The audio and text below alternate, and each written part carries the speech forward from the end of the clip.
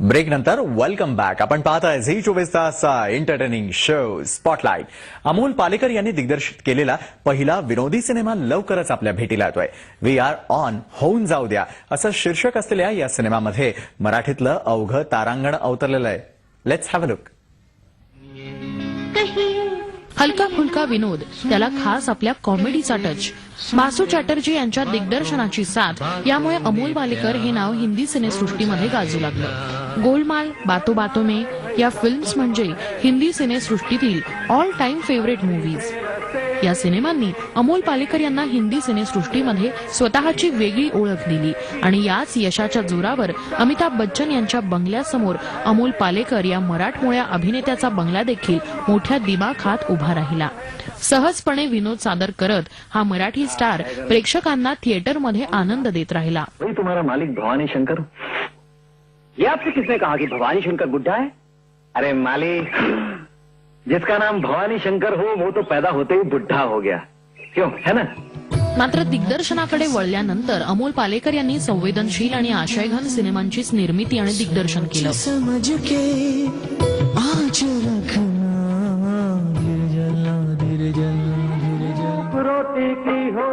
त्यामुळे तुम्ही अभिनेता म्हणून ज्या प्रकारच्या विनोदी फिल्म्स केल्या तशाच दिग्दर्शक म्हणून हलक्या फुलक्या कॉमेडी फिल्म्स तुम्ही का नाही करत, असा प्रश्न अमोल पालेकर यांना नेहमी विचारला जायचा.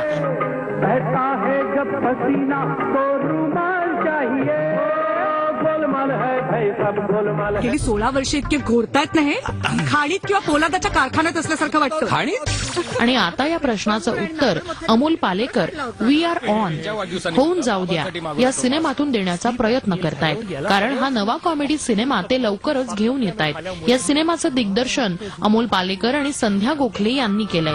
ह्यांचं घोरडं बंद झाल्यामुळे घरात त्यांना शांत झोप लागली. 2 पिढ्यांमधली जी काही आपली रोजच्या आयुष्यातली येणारी धमाल असते, म्हणजे ज्याला एक थोडेसे पिकली पानं म्हणतो, आणि जी नवीन पालवी असते यांच्यामधला जो संघर्ष असू शकतो, यांच्यामधले जे काही वेगवेगळे नाईस असे खुसखुशीत प्रसंग असतील, असा सगळ्यांना घेऊन हा सिनेमा येतोय. 43 जणींपैकी 32 जणींनी तुझ्या या मदनाच्या बाणाला नाकारलं नाही. या सिनेमामध्ये अशोक सराफ, रमेश भाटकर, पुष्कर श्रोत्री, आनंद इंगळे, विजय केंकरे, वंदना गुप्ते, निवेदिता सराफ, शिल्पा नवलकर, अतिशा नाईक, उपेंद्र लिमये, दिलीप प्रभावळकर, मकरंद अनासपुरे यांसारख्या कलावंतांनी मध्यवर्ती भूमिका साकारली आहे. इथे आपण माझं लग्न जपलं.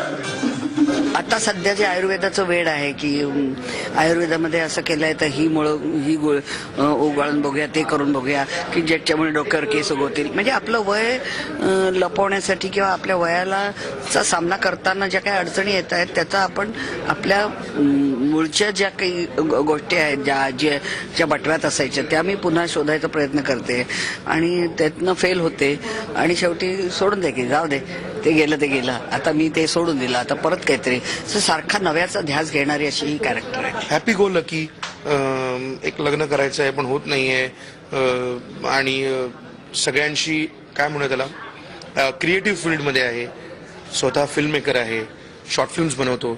सो एक छान हॅपी गो लकी कॅरेक्टर आहे. एक वेळ कुंभकर्णामध्ये उठवल, बाई उठत नाही, अरे बायकोला मेसेज म्हणत जाऊ नये पॉंशा. अमोल पालेकर यांचा दिग्दर्शक म्हणून हा पहिलाच कॉमेडी सिनेमा आहे.